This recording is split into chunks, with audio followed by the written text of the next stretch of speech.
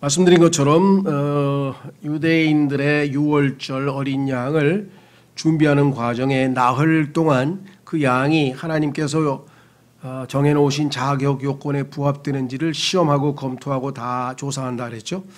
마찬가지로 하나님의 어린 양이신 예수 그리스도께서 이제 십자가에 달리실 유월절을 앞두고 지금 계속해서 여러 가지 방식으로 다양한 사람들에 의해서 시험을 받고 있는 중입니다. 지난번에는 그 바리새인들을 중심으로 하는 종교인, 소위 말하면 아주 보수적인 종교인들에 의해서 이 권위에 대해서 질문을 받으셨고, 두 번째는 이 정치적인 자유주의자들에 의해서 헤롯 당원들이었죠. 정치에 대해서 질문을 받으셨고, 그 다음에 세 번째에는 이 사두개인들, 즉 종교적 자유주의자들에게 예수님께 믿음에 대해서 질문을 했었습니다. 이 모든 질문들에 예수님께서는 아주 지혜롭게 답변하셔서 모두가 입을 다물고 결국은 예수님을 흠잡을 수 없었고, 예수님께서는 흠도 없고 점도 없는 어린 양임을 계속해서 입증해 가고 계시는 중입니다. 이제 마지막 몇 번의 시험을 통해서 온전히 죄 없으시고 우리의 죄값을 치르실 죄 없으신 속죄 헌물로서의 자격을 이제 획득하실 터인데, 그중에 오늘은 누가 질문을 했느냐 이렇게 보니까 소위 말하면 서기관 중에 한 사람, 그래서 율법에 대한 질문을 하게 됩니다. 자, 그래서 오늘 28절에 서기관들 중에서 한 사람이 그들이 함께 논쟁하는 것을 듣고는, 지금 앞서서 여러 사람들이 예수님에 대해서 이런저런 질문을 하면 논쟁을 했었죠. 그분께서 그들에게 잘 대답하신 줄 알고 보니까 예수님께서 아주 너무나 놀랍게 대답하시는 것을 보고 나와 그분께 여쭙되 모든 명령 중에서 첫째 명령은 무엇이니까 하매, 이제껏 나온 사람들은 예수님께서 그들의 마음을 들여다보시니 그들이 아주 올바른 자세와 동기가 아니고 예수님을 시험하기 위해서, 또 예수님을 걸려 넘어지게 하기 위해서 위선적인 마음으로 왔다는 것을 우리가 봤었습니다. 그래서 그들이 결국은 속마음을 다 들키고 말았는데, 이번에 온 사람의 경우에는 그래도 굉장히 진정성 있게 온 것 같아요. 그래서 예수님께서 뭐라고 얘기를 했는가 하니 34절에 예수님께서 그가 사려 깊게 대답하는 것을 보시고 그에게 이르시되, 상당히 순수한 마음으로 예수님께 찾아온 사람이어서 예수님께서 긍정적으로 평가했던 사람들도 그 중에는 있었다. 드물지만 오늘날도 마찬가지죠. 지금 보면은 퍼센티지로 치면 한 25% 되는데, 오늘날 모르겠습니다. 우리 주변에 정말 그보다 훨씬 더 반응을 긍정적으로 복음을 듣고 반응하는 사람들은 훨씬 적겠지만, 어쨌거나 그래도 완전히 다 위선적인 사람들은 아닙니다. 긍정적으로 그래도 진지하게 들어보려고 하는 사람들도 있다라는 것을 우리가 확인해 볼 수가 있겠죠. 자, 질문은 명령입니다. 이 명령은 옛날 성경에는 계명이라고 했는데, 이 계명이라고 하는 말이 불교 냄새가 난다 그래서 아마 명령이라고 이렇게 갇힌 것 같아요. 근데 용어가 십계명이라는 게 우리 몸에 배어 있다 보니까 우리끼리는 괜찮은데 일반 교계 사람들이라든가 세상 사람들은 십계명이라고 해야지 알아들듯이 10가지 명령 이렇게 하면은 이게 뭔 소리인지 잘 못 알아들어서 약간 하여간 보완 설명이 필요할 수밖에 없는데요. 어쨌거나 하여간 이 명령이라는 단어를 옛날엔 그렇게 번역을 했었죠. 자, 그래서 그 십계명뿐만 아니라 총 합쳐서 613가지의 명령이 있습니다. 그러니까 하나님께서 주신 율법의 개수가 총 613가지인데 그 중에서 365가지, 참 신기하죠? 365일인데 1년이 365가지는 하지 말랍니다. 하지 말라. 부정적인 것. 죄는 두 종류로 구성되어 있는데, 하나는 하지 말라 그랬는데 우리가 합니다. 그러면 죄가 되죠. 반면에 하라 그랬는데 하지 않는 것, 그것도 죄입니다. 근데 하라라고 하는 긍정적인 명령은 248가지예요. 그래서 합쳐서 총 613가지인데 뭐 그게 우리의 뭐 뼈의 숫자하고 뭐 근육의 숫자하고 맞다고 누가 그러는데, 그것까지는 제가 확인을 안 해봤어요. 뭐 그게 정말 신기하다. 어떻게 그러냐. 뭐 생물학적으로 우리의 뼈의 숫자와 뭐 근육의 숫자까지 동원해서 하나님께서 그렇게 치밀하게 하라 하지 말라를 딱 하셨다. 뭐 이거에 뭐 신기로워서 그게 자기 믿음을 세우는데 도움이 되는 사람은 뭐 더 확인해 보시고요. 저는 뭐 그런 것까지 생각 안 하더라도 저는 별 문제가 없는데, 어쨌거나 하여간 그렇다는 정보가 있으니까 그냥 참조를 하시라고 말씀을 드리고요. 어쨌거나 그 613가지 중에서 어떤 게 최고냐. 어떤 사람들은 종교 의식, 거기에 보면은 여러 가지 종교 치르는 여러 가지 형식이 있죠. 뭐 짐승을 잡아서 어떻게 바치고 뭐 잘라서 불을 태우고 번제를 하고 막 이런 다양한 형태의 어떤 종교 의식의 장엄함. 우리도 보면은 가끔 가다가 뭐 잉카 제국에서 무슨 뭐 인티하는 뭐 그다음에 또 카톨릭에서도 뭐 제사 같은 거 이렇게 미사 같은 거 드릴 때 보면은 막 상당히 그냥 근엄하고 뭐 그럴싸하게 막 뭐 그렇게 장엄한 분위기를 만드는 것. 그래서 그게 또 최고라는 사람이 있고, 어떤 사람은 그런 형식적인 게 뭐가 중요하냐, 도덕적인 게 중요하지, 그래서 도덕적 법이 최고다 이런 사람들이 있고, 그다음에 어떤 사람들은 뭐 11조하고 뭐 어떤 그런 또 뭐 하여간 그러다 보니까 진정으로 알고 싶었던 것 같아요. 이 613가지 중에서 어떤 게 진짜 제일 중요한 거냐, 이렇게 질문을 했는데 예수님께서 그 답변을 해 주셨죠. 29절 예수님께서 그에게 대답하시되 모든 명령 중에서 첫째 명령은 오 이스라엘아 들으라, 주 우리 하나님은 한 주시니 너는 내 마음을 다하고 혼을 다하고 생각을 다하고 힘을 다하여 주 내 하나님을 사랑하라 이니라. 이것이 첫째 명령이니라. 613가지 중에서 제일 중요한 것은 첫 번째로 하나님과의 관계에서 하나님을 사랑하는 것이다. 마음과 혼과 생각과 힘을 다해서 정말 온 마음과 힘을 다해서 다 합쳐서 하나님을 사랑하는 것이 첫 번째 명령이라고 하면서 소위 신명기 6장 4절, 구약 성경에 있는 신명기 6장 4절을 인용하셨죠. 성경을 인용하셔서 말씀하셨고, 두 번째는 둘째 명령은 곧 이것과 같으니 너는 내 이웃을 내 자신과 같이 사랑하라이니라. 이것들보다 더 큰 다른 명령은 없느니라 하시매. 이것도 레위기 19장인가요? 레위기 19장에 나와 있는 말씀을 19장 18절의 말씀을 인용을 했습니다. 그렇죠? 그래서 여기서는 예수님께서 더 큰 다른 명령은 없다고 했고, 또 똑같은 문맥에서 마태복음으로 가면은 예수님께서는 이것이 구약 하나님의 말씀 구약 성경 전체의 요약이다 하면서 예수님께서 구약 성경 전체를 두 마디로 요약하면은 이거다. 십계명도 마찬가지죠. 아시다시피 10가지 명령 중에서 첫 번째부터 네 번째까지는 하나님과의 수직 관계죠. 그다음에 다섯 번째 부모를 공경하라부터 시작해서 나머지 10번째까지는 수직 관계가 아니라 수평 관계. 그러니까 중요한 것은 하나님과의 수직 관계가 올바로 되어야 수평 관계의 사랑도 하나님께서 받아들이는 사랑이 된다는 것이죠. 하나님을 사랑해야 그 하나님이 주시는 사랑을 받아서 이웃을 사랑할 때 그것이 하나님이 기뻐하시는 합당한 사랑이 되지, 하나님은 사랑하지 않고 하나님은 제껴놓고 인간들끼리 서로 사랑하자, 이것이 소위 말하면 인문주의라고 하고 소위 말하는 휴머니즘이라고 하고, 그 다음에 공산주의도 마찬가지입니다. 공산주의가 나쁜 게 아니에요. 왜? 가난하고 어려운 사람들을 돕자는 취지에서 부자들의, 물론 방법은 나쁘죠. 부자들이 가난한 사람을 착취해서 올바르지 못한 방식으로 돈을 벌었으니까 그 사람들의 돈을 세금을 많이 거두든지 하여간 빼앗든 어떤 방식으로 해서 하여간 가난한 사람들을 공평하게 나누어서 도와주자. 그러니까 어려운 사람을 돕자. 다시 말하면 두 번째 계명입니다.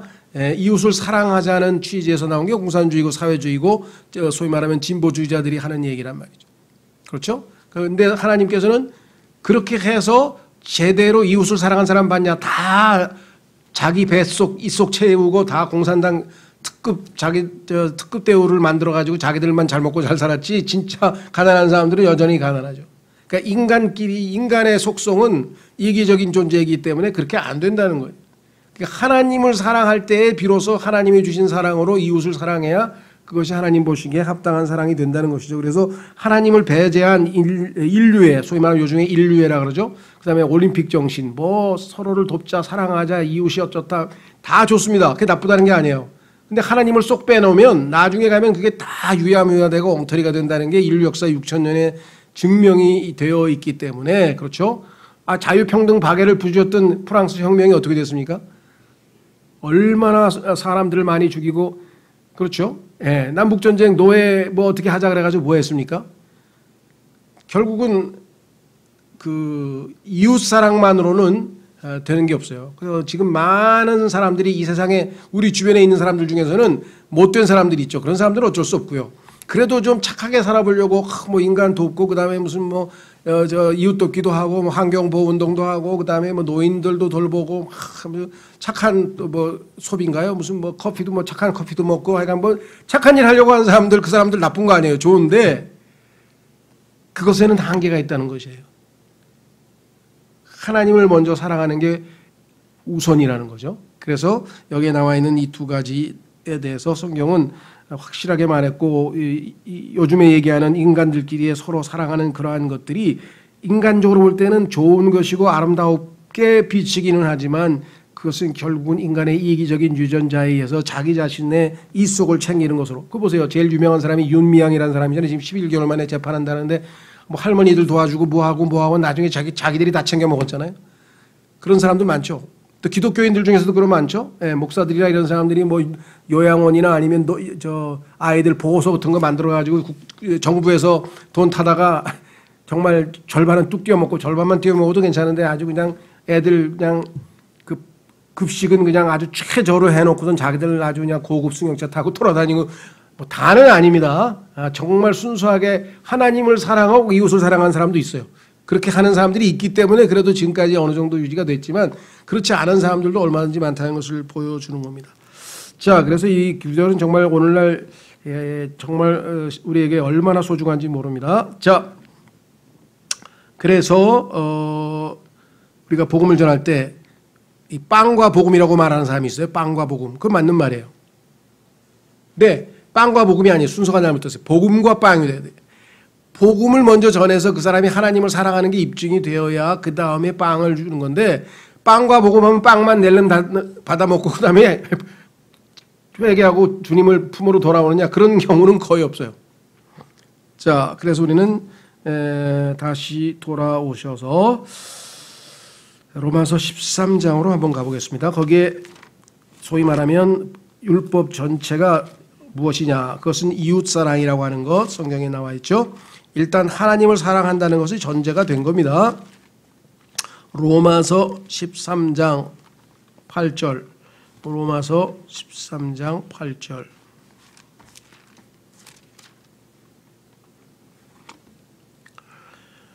로마서 13장 8절 서로 사랑하는 것 외에는 누구에게든지 어떤 것도 빚지지 말라. 다른 사람을 사랑하는 자는 율법을 성취하였느니라. 너는 간음하지 말라. 너는 살인하지 말라. 너는 도둑질하지 말라. 너는 거짓 증언하지 말라. 너는 탐내지 말라 한 것과 어떤 다른 명령이 있을지라도 그것은 너는 내 이웃을 내 자신과 같이 사랑하라 하신 이 말씀 안에 간략하게 들어있느니라. 사랑은 자기 이웃에게 해를 끼치지 아니하나니 그러므로 사랑은 율법의 완성이니라. 자, 다시 한번 우리는 성경 전체의 핵심은 사랑이다. 그럴 수밖에 없겠죠. 요한복음 17장에 보면은 창세 전에 창세기 1장 1절 이전에 우주 만물이 존재하기도 전에 이미 아버지와 아들과 성령 간에 서로 사랑하셨다. 아버지께서 나를 사랑하셨다라고 분명히 성경에 써 있습니다. 그렇다면은 그 하나님이 창조한 우주의 가장 본질적인 중요한 게 뭐겠어요? 당연히 사랑이죠. 그래서 하나님은 하나님을 사랑하고 이웃을 사랑하는 것이 하나님께서 요구하시는 전체라 그랬습니다. 자, 그러면 로마서 1장으로 가보면 하나님이 진노하시는 이유는 또 뭘까? 여기에 연결되어 있어요. 하나님이 화를 내신다. 지금 현재 이 땅에서 벌어지는 모든 일을 보고 하나님께서 하실 수 있는 유일한 일은 진노하시는 일인데 진노하시는 이유가 뭐냐? 로마서 1장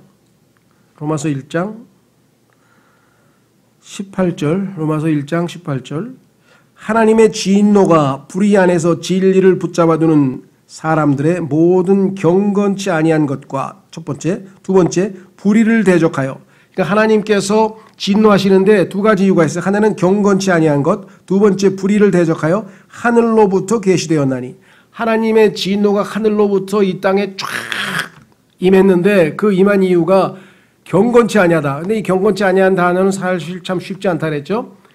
지난번에도 말씀드렸습니다만 ungodliness 그러니까 하나님과 닮지 않았다. 하나님하고 어울리지 않는다 이게. 하나님다움이 아니라 하나님하고 잘 코드가 안 맞는다. 뭐 그렇게 표현할 수도 있고 요즘 말로 하면은 하나님하고 전혀 어울리지 않게 사람들이 살아가요.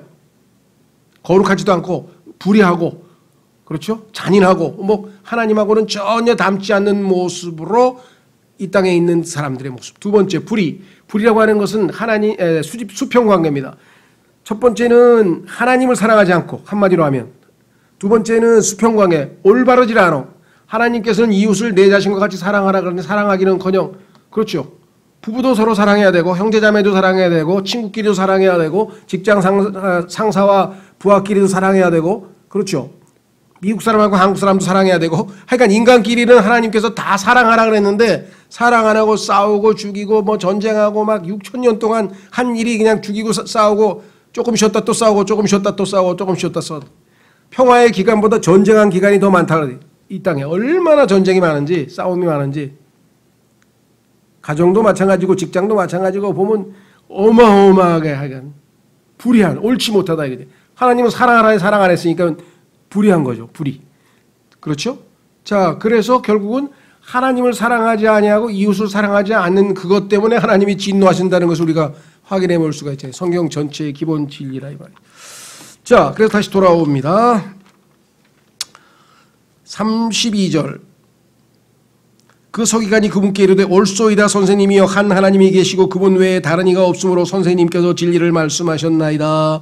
또 마음을 다하고 지각을 다하고 혼을 다하고 힘을 다하여 그분을 사랑하는 것과 자기 이웃을 자신과 같이 사랑하는 것이 전체를 드리는 모든 번제 호물과 희생물보다 더 나으니이다 하며, 종교적인 외식보다 그런 것보다는 더 낫다. 아주 상당히 깨달았어요. 그래서 뭐라 그랬어요? 예수님께서 그가 사려 깊게 대답하는 것을 보시고 그에게 이르시되 내가 하나님의 왕국에서 멀리 있지 아니하도다 하시니 그 뒤에는 감히 아무도 그분께 질문하지 아니하더라.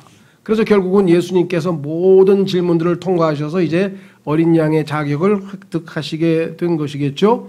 자, 그러니까 여기 보시면은 그렇다고 해서 이 사람이 구원받았느냐 단정할 수는 없어요. 우리는 여기서 구원에 대한 테마도 아니지만, 왜냐하면 그 예수 그리스도를 개인적으로 신뢰하고 받아들여야만 이제 여기서 하나님의 왕국에 들어왔다 하지 않고 하나님의 왕국에서 멀리 있지 않다 그래서, 왜? 마음이 올바른 자세로 지금 와서 질문을 했죠. 여러분도 잘 아시는 것처럼 베드로도 나다나엘도 도마도 예수님께 와서 처음에는 예수님이 어떠하신 분인가 알러 왔다가 그 예수님을 개인적으로 믿고 따르게 됐죠. 그래서 그래야 신정한 의미에서의 성경에서 구원이 이루어지게 되겠죠. 자, 그래서 우리는 이제 예수님께서는 모든 질문들을 다 응답을 하셨습니다. 자, 근데 문제는 뭐냐? 그 모든 질문들에 대해서 이제 사람들은 더 이상 감히 아무도 그분께 질문하지 않으더라. 왜? 정치, 그다음에 권위, 믿음, 율법, 뭐 모든 질문에 대해서 예수님은 척척 정확하게 성경 말씀으로 답변을 했기 때문에 그 권위 있는 말씀 앞에서 더 이상 뭘 해야 될 일이 없었다는 거죠.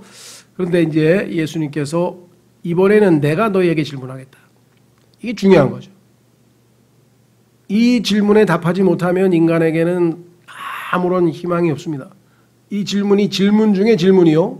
모든 질문 중에 가장 중요한 질문은 예수님의 입에서 나왔어요. 어떤 질문인가? 35절부터 예수님께서 성전에서 가르치실 때에 응답하여 이르시되 어찌 서기관들은 그리스도가 다윗의 자손이라고 말하느냐. 서기관들을 포함해서 구약에 있는 모든 영적인 지도자들과 종교 지도자들은 메시아가 온다. 메시아는 히브리어고요. 그리스도는 소위 말하면 헬라어입니다. 그러니까 똑같은 건데 번역을 한 거죠. 히브리어의 메시아를 헬라어로 그리스도라고 번역을 했고, 크리스투스죠. 원래는 크리스토스를 이제 영어로는 그 크리스토스라고 하는 것을 영어식 발음으로 하니까 크라이스트가 됐고, 그 크라이스트라고 하는 단어를 또 우리말로 하니까 이제 그리스도가 됐는데, 어쨌거나 이건 다윗의 자손이라고 말하느냐. 왜? 예수님은 이렇게 말씀하셨어요. 시편 110편 1절을 인용하셨는데, 다윗이 성령님을 힘입어 스스로 이르되 주께서, 이 주라고 하는 것은 굵은 주고 여호와죠. 주께서 내 주께, 내게 계신 주님이 계신데 예수 그리스도죠. 주께서 앞에 주는 하나님 아버지를 나타내고, 두 번째 나와 있는 것은 예수 그리스도를 얘기하는데, 주께서 내 주께 말씀하시기를, 그러니까 아버지가 아들에게 말씀하시기를 기억나세요? 지난번에 시편 45편에서 아버지가 아들에게 자신의 이 기쁨을, 그 혼인식에서 자신의 기쁨을 표현하면서 내가 좋은 말을 시로 읊어서 내 아들에게 축시를 한번 낭송하겠다, 이렇게 해서 아들에게 말씀하신 내용이 나왔는데, 여기도 마찬가지. 뭐라고 성경에 썼느냐? 아버지가 아들에게 내가 내 원수를 내 발받침으로 삼을 때까지. 예수 그리스도를 저항하는 원수들이 이 시대에도 많았고 나중에 앞으로도 2000년 교회 역사에도 얼마나 많은 사람들이 예수 그리스도의 원수로서 살았는가를 생각하면, 내가 내 원수들을 내 발받침으로 삼을 때까지는, 완전히 예수님이 승리하셔서 그들을 정복하실 때까지는 너는 내 오른편에 앉아있으라 하셨도다 하였느니라. 그래서 실제적으로 히브리서 1장에 보니까 예수님께서 하나님 우편에 앉아 계신다는 얘기가 나와, 그 이외에도 여러 곳곳에서 예수님이 아버지의 뜻에 따라 지금 기다리고 계시죠. 아버지 우편에 앉아 계시면서 기다리고 계신다 하셨느니라. 그러므로 다윗이 스스로 그를 주라 부르니, 다윗이 주라고 불렀는데 왜 다윗의 자손이 되냐. 자손이라고 하는 것은, 예수님은 다윗으로 치면 한 1000년이나 지난 후에, 한참 동안 지나서 몇십 대 후손인지 모르지만 계산해 보면은요, 그렇죠. 굉장히 나중에 후손 중에 후손인데 그 후손을 어떻게 주님이라고 부르느냐, 이렇게 지금 예수님이 질문하셨어요. 그러므로 다윗이 스스로 그를 주라 부르니 어찌 그가 그의 자손이 되겠느냐 하시니 보통 사람들이 그분의 말을 즐겁게 듣더라. 야, 이건 이제까지 들어본 얘기하고는 다르구나. 바리새인들이나 종교인들이 얘기하는 그런 시시한 얘기하고는 완전히 차원이 다르다, 이렇게 얘기를 했죠. 자, 그러니까 중요한 거는 무엇인가? 진짜 질문은 뭐냐? 그리스도가 누구냐? 자, 요거를 우리 마태복음으로 가서 조금 보완해 보겠습니다. 마태복음에 가면 예수님께서 조금 22장 조금 더 길게 얘기하셨죠?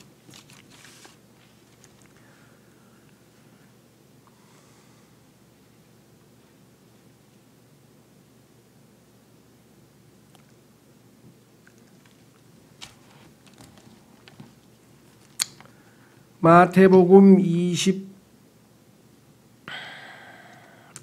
41절, 마태복음 22장 41절에 같은 내용인데요, 조금 더 내용이 들어있습니다. 자, 바리새인들이 함께 모여있을 때 예수님께서 그들에게 물어 이르시되 너희는 그리스도에 대하여 어떻게 생각하느냐? 그가 누구의 자손이냐 하시매 그들이 그분께 이르되 다윗의 자손이라 하니. 왜? 구약에 자기들이 구약 성경에서 배웠으니까. 그분께서 그들에게 이르시되 그러면 어찌 다윗이 영 안에서 그를 주라 부르며 이르되 주께서 내 주께 말씀하시기를 내가 내 원수들을 내 발받침으로 삼을 때까지 너는 내 오른편에 앉아있으라 하셨도다 하느냐. 그러면 다윗이 그를 주라 부를진대 어찌 그가 그의 자손이 되겠느냐 하시니 아무도 능히 한마디도 그분께 대답하지 못하고 그날 이후로는 감히 아무도 그분께 더 질문하지 아니하더라. 자, 그래서 지금 우리는 구원을 받고 나서 예수 그리스도가 누구신가에 대해서 차분히 잘 공부를 했기 때문에 예수 그리스도는 인간으로서는 다윗의 후손이죠. 당연히 족보를 쭉 올라가 보니까 그가 다윗이라고 하는 그 가문에서, 즉 유다 지파 중에서 그 다음에 다윗의 가문에서 태어났고 그의 그 어머니 아버지가 다 다윗의 가문이어서 요셉과 마리아에 대해서 쭉 다 알 수가 있다면, 족보만 뒤져보니까 다 알 수 있다 이 말이죠. 그렇죠? 예. 자, 문제는 이 사람이 이 예수라고 하는 이름을 가지고 있는 이 다윗의 후손이 단순히 다윗의 후손인 인간인 것으로 끝나는 거냐? 그게 아니라는 거죠. 이분은 신성을 지니신 존재로 볼 때에는 다윗을 창조하신 다윗의 주님이시다 이거죠.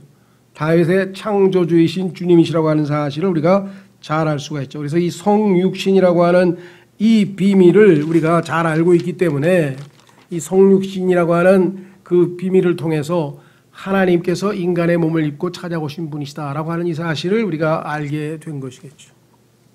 자, 이 놀라운 신비스러운 이 진리, 그래서 성경에 보니까 논쟁의 여지가 없도다.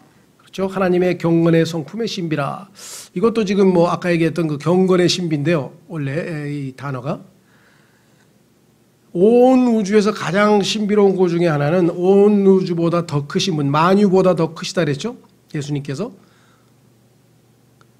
요한복음 10장에 보니까 하나님께서는 만유보다 더 크시다. 온 우주보다 더 크시다. 왜? 온 우주를 말씀으로 만드신 분이니까 온 우주보다 더 크신 분이라는 것은 너무나 분명한 사실인데, 그 온 우주보다 더 크신 그 하나님께서 어떻게 인간의 몸을 입고 엄마 뱃속에서 들어가서 태어나가지고 인간의 몸을 입고 이 땅에 있을 수 있느냐. 이 땅에 있는 많은 사람들이 예수 그리스도에 대해서, 예수님에 대해서 어떻게 생각하십니까? 그러면은 예수님을 나쁘다고 말하는 사람은요, 없어요. 아무도 없어요. 뭐 아주 예외적으로 좀 제정신이 아닌 사람 빼고는 다 없어요. 왜? 심지어는 이슬람들도 예수님은 위대한 선지자 중에 한 분이시라고 생각하니까. 그 다음에 세상 사람들도 4대 성인의 한 분이라고 얘기하죠. 예수님에 대해서 나쁘게 얘기하는 사람 아무도 없습니다. 그렇죠. 근데 문제는 그들이 다 구원받느냐? 아니라는 얘기죠. 왜? 성경에서 중요한 거는 예수님이 누구시냐? 다윗의 자손이라고 하는데, 그렇죠? 그 예수님이 단순히 다윗의 자손으로 끝났느냐? 그건 다윗의 주님이라 그랬는데, 그러니까 다윗의 자손이신 예수님이 다윗의 창조주라고 하는 사실을 모르면 아무리 예수님을 뭐 훌륭한 사상가요, 훌륭한 도덕가요, 뭐 정말 별의별 칭찬을 다 해도 아무 의미가 없다는 거예요. 제대로 알지 못했으니까. 그렇죠? 중요한 것은 무엇인가? 하나님께서 이 땅의 죄인을 구원하시기 위해서 유일한 방법은 무엇인가? 죄가 없는 사람이 죄를 지은 사람을 대신해서 죽어야 돼. 대속. 그렇죠. 내가 지금 내가 지금 사형을 받았는데 내 대신 누군가가 사형을 받기 전에는 내가 어떻게 풀려날 수 있겠냐 이 말이에요. 그럼 온 인류는 죄의 삭슨 사망이라. 그럼 사망하에 죄의 속박하에, 사망의 속박하에 놓여서 영원한 불못의 심판에 처해 있는 것이 이 땅의 모든 죄인들인데, 죄 하나도 없는 사람이 그 우리의 죄값을 대신 치르기 전에는 우리는 해방받을 방법이 없다는 것이죠. 그렇죠? 예. 그래서 의인은 없나니 단 한 사람도 없다. 온 우주의 인간의 죄값을 대신할 수 있는 의인은 단 한 사람도 없는데, 하나님의 고민은 무엇입니까? 어떻게 해야 돼요? 그래서 하나님의 지혜는 뭐냐? 하나님께서 그러한 고민으로 죄인들을 사랑하시되 죄인들을 구원하실 수 있는 방법이 딱 하나예요. 뭐예요? 하나님의 아들이신 하나님의 아들이 인간의 몸을 입고 이 땅에 가서 의롭게 살아서 누가 봐도 의인이라고 하는 것을 입증하고 죄 하나도 없음을 33년 반 동안에 입증하고 하나님 앞에서 죄가 없으니 내가 죄 있는 자들을 대신해서 속죄물로 드려지겠습니다. 내가 죄인들을 대신해서 죽고 내가 죄인들을 대신해서 지옥에 가서 형벌을 받고 내가 죄값을 대신 치르겠습니다 하여서 예수님이 자발적으로 자기 자신을 죄헌물로 속죄헌물로 드리기 전에는 이 땅에 있는 모든 인간들에게는 단 하나도 희망이 없다는 거예요. 그렇죠? 상식적으로 논리적으로 봐도 그것 이외에는 답이 없어요. 왜? 모두가 죄인인데 닭이 죗값으로 줍잖아요. 공자님 같이 훌륭한 분도 있고 석가님처럼 훌륭한 사람도 있고 뭐 우리보다 뛰어나고 훌륭하고 뭐 별에 아주 또 훌륭하신 분이 많습니다. 그분들을 우리가 깎아내릴 수 없어요. 왜? 우리보다 훨씬 훌륭하게 잘 살았으니까. 문제는 뭐냐? 그들도 역시 죄인이라 이 말이죠. 그럼 그 죄인을 대신해서 어떻게 죄값을 치르겠냐? 예수님께서는 이 땅에 오셔서 33년 반 동안 태어나면서부터 예수님은 죄가 없으셨죠. 왜? 아담의 후손으로 태어난 게 아니니까. 아담의 죄성을 물려받지 않고 처녀 탄생을 했으니까. 그러니까 처녀 탄생이라고 하는 것은 만약에 처녀 탄생이 아니면 예수님은 죄인으로 태어났기 때문에 예수님에게 죄가 있어서 우리를 대신해서 속죄헌물로 드려지실 수가 없어요. 그러니까 예수님의 처녀 탄생은 안 믿고 그런 거 말고 예수님 훌륭하시잖아. 도덕적으로 원수를 사랑하라고 하셨잖아. 뭐 이런 얘기 해봐야 아무 의미도 없는 거예요. 그거는.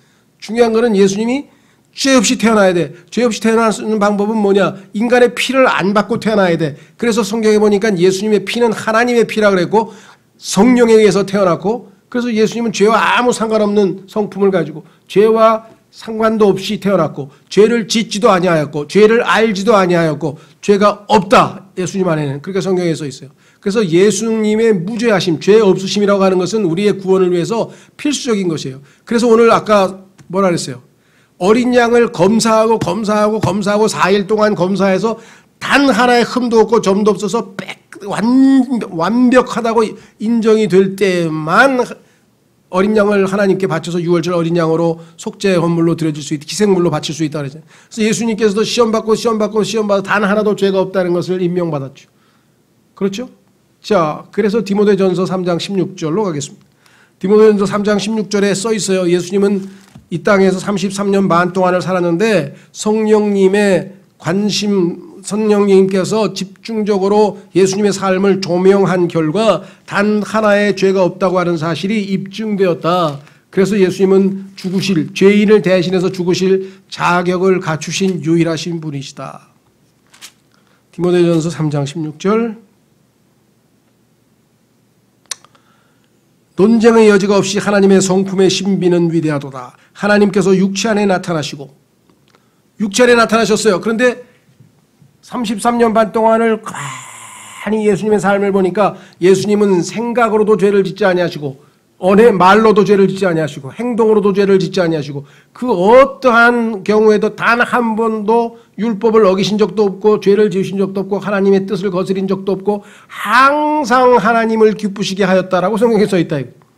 그래서 여기 써 있잖아요. 성령 안에서 의롭게 되시고 죄인이었기 때문에 우리처럼 믿음으로 의롭게 된 게 아니라 33년 반 동안 살았는데 죄가 하나도 없음이 입증되어서 인정받았다 이 말이에요. Justified. 죄 없으신 분 맞네.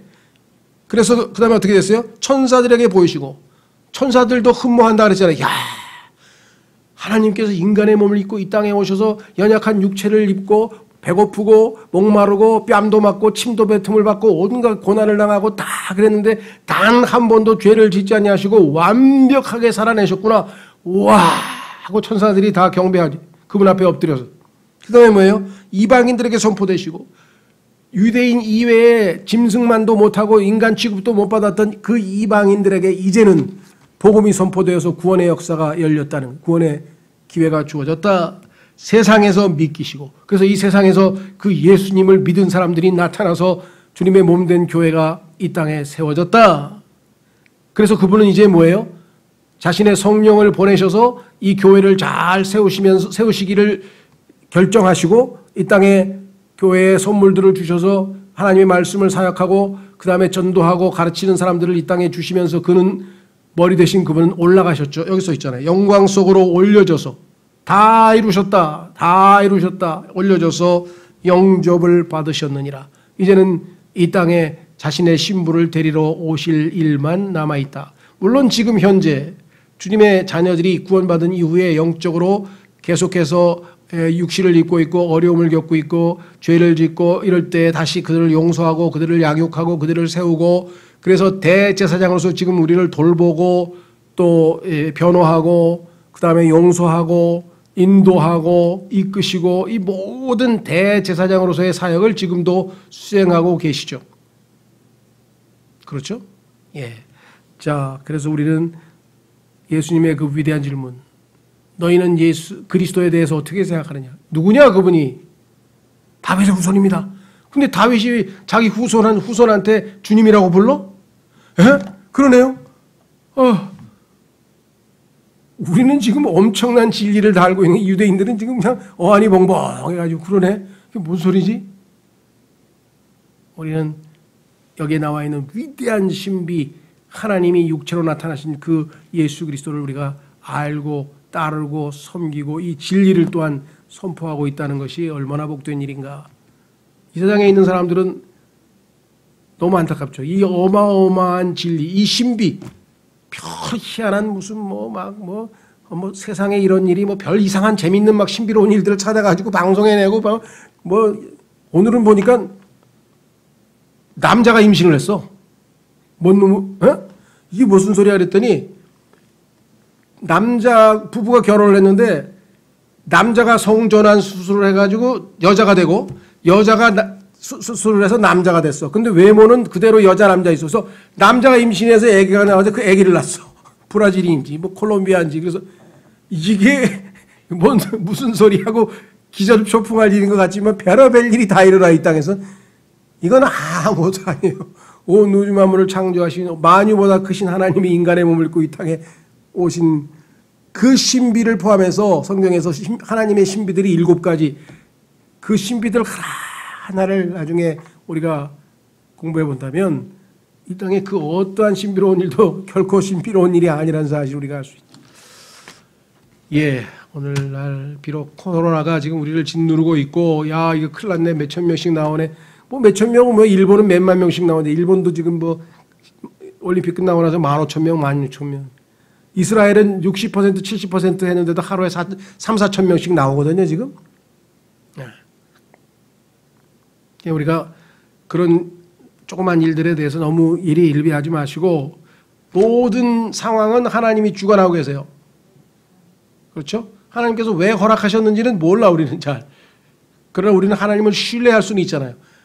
그렇죠? 왜? 자신의 아들을 아끼지 아니하시고 우리에게 주신 분, 내어주신 분께서 자신의 아들과 함께 우리에게 그 무엇을 주시지 않겠느냐? 우리는 기도하고 인내하고 기다리고 신뢰하고, 우리가 해야 될 일이죠. 예. 모든 지체들이 지치고 넘어지고 또 힘들고 그러면 다시 일어나서 은혜의 왕좌 앞에 나아가 기도하고, 주님께서 이기실 힘을 주시고, 성경에 보니까 모든 주님의 은혜는 충분하다. 충분하다. 피할 길도 내신다고 했고요. 그렇죠? 그래서 예수님은 승리자라 그래요. 승리자. 그래서 우리도 정복자보다 더 나은 자니라. 모든 것을 다 정복하고도 남는 자가 그리스도인이라고 말씀하셨죠. 시간 오늘 말씀을 통해서 우리가 그리스도가 누구이신지를 알게 해주신 것 감사하고, 이 놀라운 신비의 이 진리의 말씀을 우리가 잘 선포하는 우리 모두가 될 수 있도록 다 같이 기도하겠습니다.